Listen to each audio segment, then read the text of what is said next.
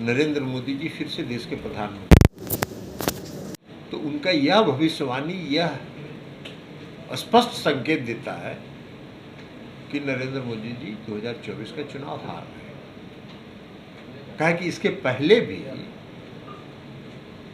2015 में बिहार विधानसभा का चुनाव हो रहा था। अमित शाह जी 3 महीना यहाँ कैंप किए थे और प्रेस कॉन्फ्रेंस करके उन्होंने ऐलान किया था कि जिस दिन वोट की गिनती होगी उस दिन बिहार में भारतीय जनता पार्टी की सरकार बनेगी, और मात्र 53 सीट पर सिमट गए।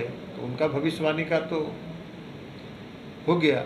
बंगाल में जब विधानसभा का चुनाव हो रहा था तो 2/3 बहुमत बंगाल में ला रहे थे, और बंगाल का जब चुनाव परिणाम आया तो ममता दीदी जितना पिछले विधानसभा में जितनी सीट थी उससे 4 सीट ज्यादा जीत गई चुनाव। हिमाचल प्रदेश में जब चुनाव हो रहा था तो अमित शाह जी भविष्यवाणी कर रहे थे कि हिमाचल में हम सरकार बना रहे हैं भारतीय जनता पार्टी की फिर से, तो हार गए वहां चुनाव। कर्नाटक में जब चुनाव हो रहा था तो अमित शाह जी ने भविष्यवाणी किया कि भाई 2/3 बहुमत से हम कर्नाटक में सरकार बनाने जा रहे हैं, चुनाव हार गए। अब जब दावा कर रहे हैं कि 2024 में मोदी जी प्रधानमंत्री बनेंगे, इसका मतलब है कि मोदी जी हार रहे हैं। उनके भविष्यवाणियों का यही हश्र होता रहा। जो बिहार परिवर्तन की धरती है, कल कैसा रहा बैठक हुआ? बहुत अच्छा सभी पार्टियों ने पूरी एकजुटता के साथ, और आप प्रेस कॉन्फ्रेंस में सभी पार्टी के आदरणीय नेताओं ने स्पष्ट रूप से कहा कि हम एक अपने सारे मतभेदों को भुलाकर, अपने सारे रिजर्वेशंस को भुलाकर हम एकजुट होकर 2024 का चुनाव लड़ेंगे। आम आदमी पार्टी तो नाराज देख रही है ना। आम आदमी पार्टी कोई एजेंडा नहीं था, ये एजेंडा था विपक्ष को एकजुटता का, तो इसलिए एकजुटता का है। अब उनकी अपनी राय होगी। एक सवाल जेपी नड्डा कह रहे हैं कि उस वक्त कांग्रेस के खिलाफ आप लोग लड़ रहे थे। हम कांग्रेस के खिलाफ नहीं लड़ रहे थे। 1974 में हम कांग्रेस के खिलाफ नहीं लड़ रहे थे, हम शासन के खिलाफ लड़ रहे थे, और शासन का जो उस समय के हालात थे उसके खिलाफ हम लड़ रहे थे। आज जो हालात हैं वो 1974 और इमरजेंसी जो घोषित इमरजेंसी 1975 में हुआ था उससे बदतर हालत है। उस समय प्रेस की आज़ादी थी, प्रेस को आज़ाद था, को बोलने की आज़ादी थी।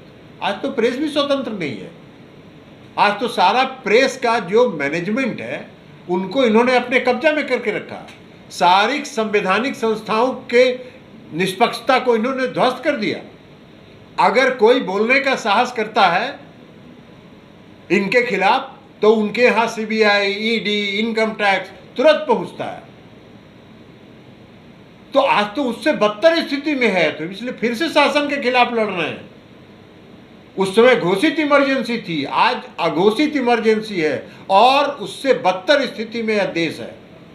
महंगाई चरम पर है, बेरोजगारी चरम पर है, अर्थव्यवस्था समाप्त है,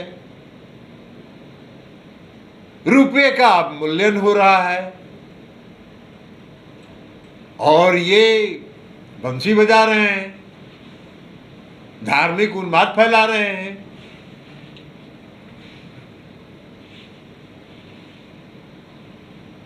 तो इसलिए आज जो स्थिति है उससे बदतर है, और आज के शासन के खिलाफ लड़ने के लिए हम फिर से एकजुट हैं। को इस बैठक से क्या मिला?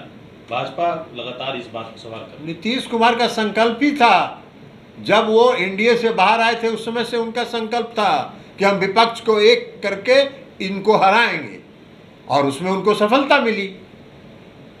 तो अमित शाह अभी आप ही क्या आ रहे हैं? 29 तारीख को मुंगेर आ रहे हैं। बहुत अच्छी बात है, बिहार में तो स्वागत है। वो 3 महीना पहले भी रहे हैं, फिर से आ रहे हैं, तो क्या इसमें दिक्कत कहाँ कोई आपत्ति है? देश के गृह मंत्री हैं, जहाँ जहाँ मन करे जाएं, क्योंकि मुंगेर जहाँ मैं घूमे आप ही रहेंगे। अरे कोई रहे तो उसे क्या फर्क उससे होता है? ये तो जनता ने तय करती है, अमित शाह जी तय करते हैं, जनता तय करती है। अध्यक्ष जी, एआईएमआईएम के प्रदेश अध्यक्ष ने कहा कि इस बैठक से मुसलमानों को, सिखों को और ईसाइयों को अनदेखा किया गया है। छोड़िए ना, उनके बारे में भी सबको पता है, इस देश को पता है। उन्होंने यह भी कहा कि वो लालू उनके जी उनके बारे में इस देश को पता है, और इस देश का बच्चा बच्चा जो राजनीति में है उसको मालूम है